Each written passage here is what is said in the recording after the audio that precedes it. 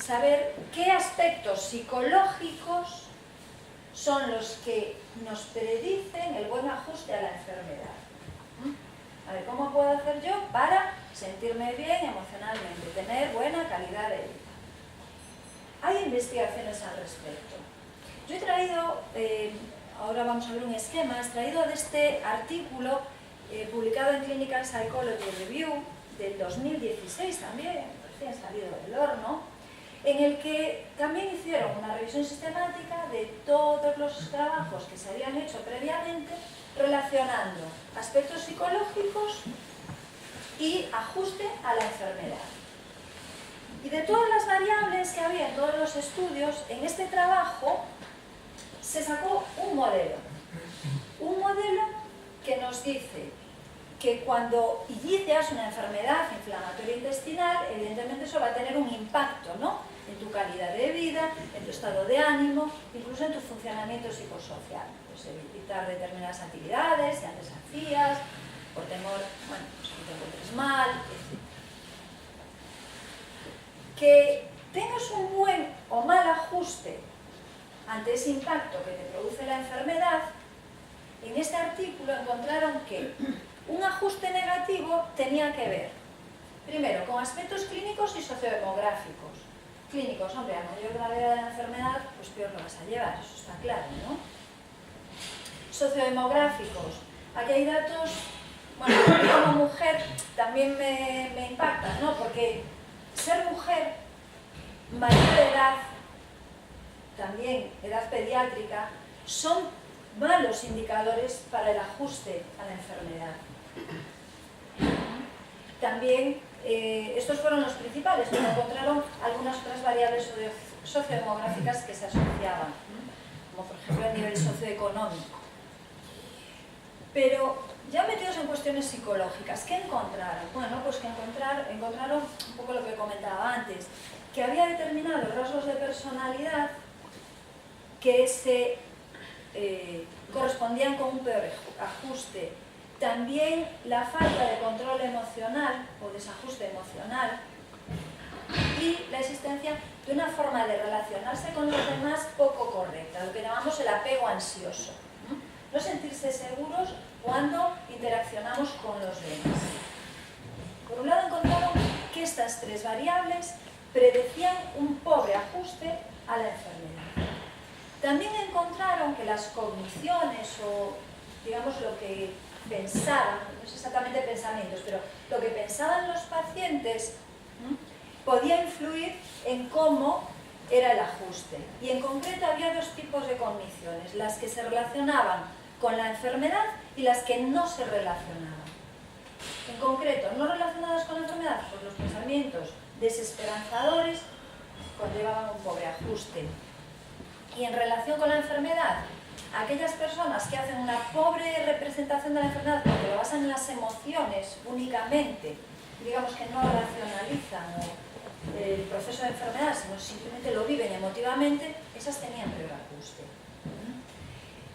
Quienes pensaban que estaban estigmatizados por ser enfermos, nos lo ocultan, y el hecho de sentirse socialmente limitado por ser enfermo o padecer esta enfermedad. Estos tres tipos de pensamientos en relación con la enfermedad conllevan un pobre ajuste. Y finalmente, esto era de esperar, un estrés autopercibido elevado y unas estrategias de afrontamiento basadas en la emoción estaban asociadas también con un pobre ajuste. Por tanto, ¿qué es lo que interesa ahora como pacientes? ¿Qué nos interesa? El hecho de tener un pobre ajuste a la enfermedad tiene que ver, sobre todo, que fue lo que encontraron ellos, con nosotros también, pero sobre todo con estas cogniciones, estos pensamientos relacionados con la enfermedad poco adecuados, con el hecho de tener un alto nivel de estrés y con el hecho de tener pobres estrategias de afrontamiento. Bueno, también vieron con qué se asociaba un buen ajuste a la enfermedad. ¿Y qué vieron? Por un lado, que había una alta satisfacción con apoyo social en aquellas personas que tenían un buen ajuste a la enfermedad. Y también vieron estos factores positivos. Y las personas que tenían buenas estrategias de afrontamiento, optimistas, positivas, que tenían una buena autoestima, que hacían un control activo de las emociones, se sentían eficaces y aceptaban lo que les pasaba, eran aquellas personas que tenían un buen ajuste a la enfermedad, es decir, que lo llevaban bien. Con todo esto, diréis, puede llegar un punto en que pensemos, pues aparte de lo que me pasa a nivel inflamatorio intestinal, resulta que tengo problemas psicológicos, yo quiero verlo como una oportunidad. Es una oportunidad que tenemos los propios pacientes de cambiar lo que nos sucede. Como dije al principio, es importante lo que nos ocurre, pero más importante es cómo lo afrontamos. Y aquí lo que nos dicen los trabajos, este trabajo en concreto, es que los factores psicológicos son potentes predictores del ajuste a la enfermedad. Y es genial, porque son modificables a través de intervenciones psicológicas. La psicología tiene toda una serie de técnicas y de estrategias con las que nos pueden ayudar. Yo no voy a presentar todo el rango de estrategias y técnicas, pero tenemos ya una historia por detrás bastante amplia y tenemos muchas maneras en que podemos ayudar a pacientes de enfermedades, pueden ser inflamatorias intestinales u otras enfermedades. Por tanto, alegrémonos en medio de toda esta cantidad de, entre comillas, problemas.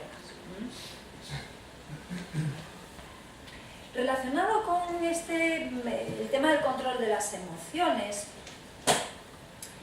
que se relacionan con un buen ajuste a la enfermedad y tener un buen control emocional,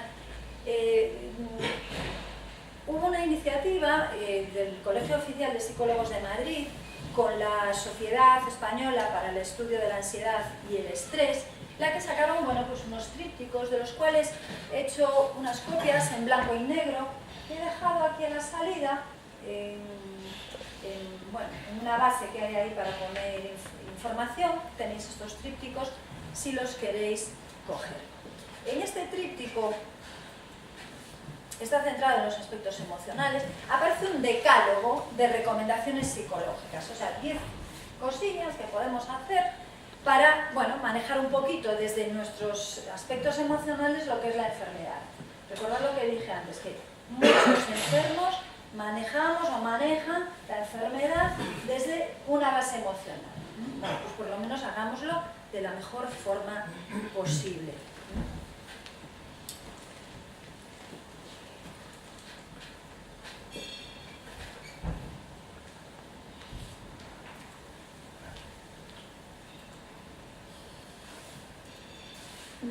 La intervención psicológica, aparte de estos consejos, ¿no?, que se pueden dar, la intervención psicológica en la enfermedad inflamatoria intestinal se puede hacer desde una perspectiva especializada e individual, ¿no?, con el paciente.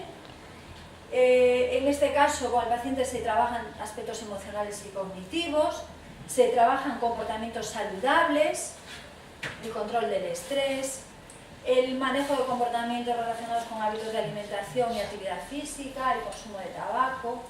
Pero la intervención psicológica, quiero resaltar aquí, va dirigida al paciente, pero no solo tiene que ver con el paciente, sino con el proceso de atención sanitaria.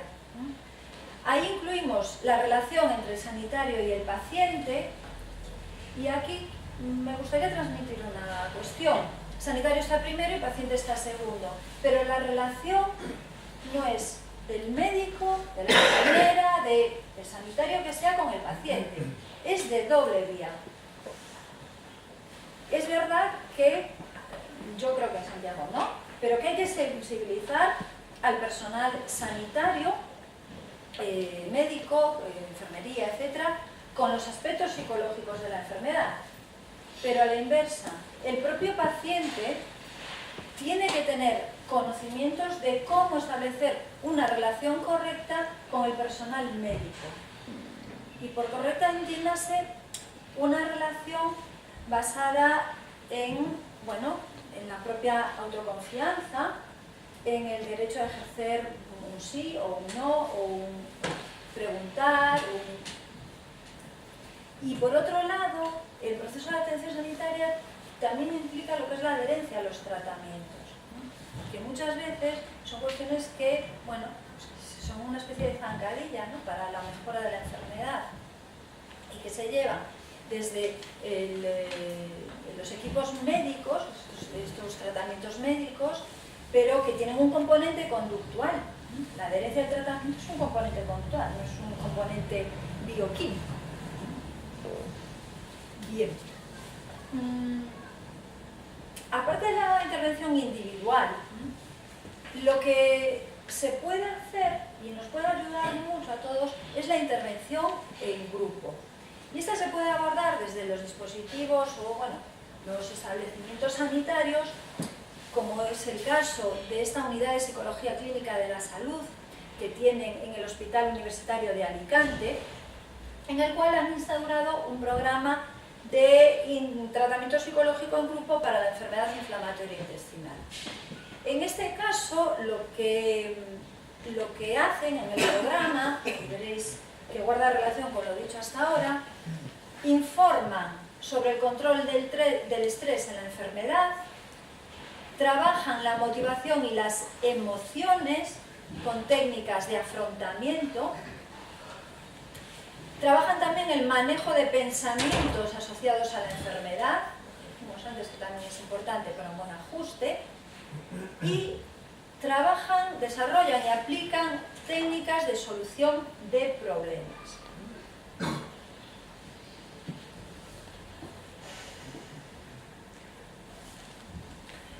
En ACU Madrid, desde las asociaciones también se puede hacer este tipo de intervención psicológica en grupo.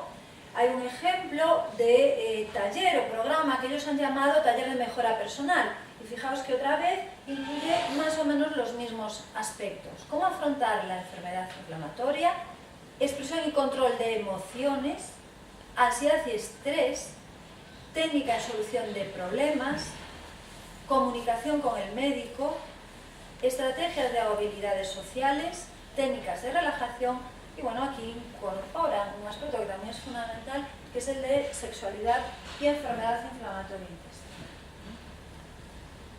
Y otro ejemplo, este de Díaz-Sibaja, en el que además hicieron investigación para ver cómo el programa influye en la calidad de vida. Bueno, pues este programa que se aplicó en grupo de intervención psicológica, encontraron que efectivamente se producía un cambio, mejoraba la calidad de vida de los pacientes que lo realizaban. Vuelven a estar más o menos los mismos puntos. Modelos de afrontamiento. Bueno, educar sobre la enfermedad. Un paciente que conoce lo que le sucede es un paciente que está en mejores condiciones de afrontar lo que le sucede. O sea que normalmente se empieza por ahí, ¿no? Conocer la enfermedad. Luego, modelos de afrontar, solución de problemas, relajación para el tema del estrés, habilidades sociales,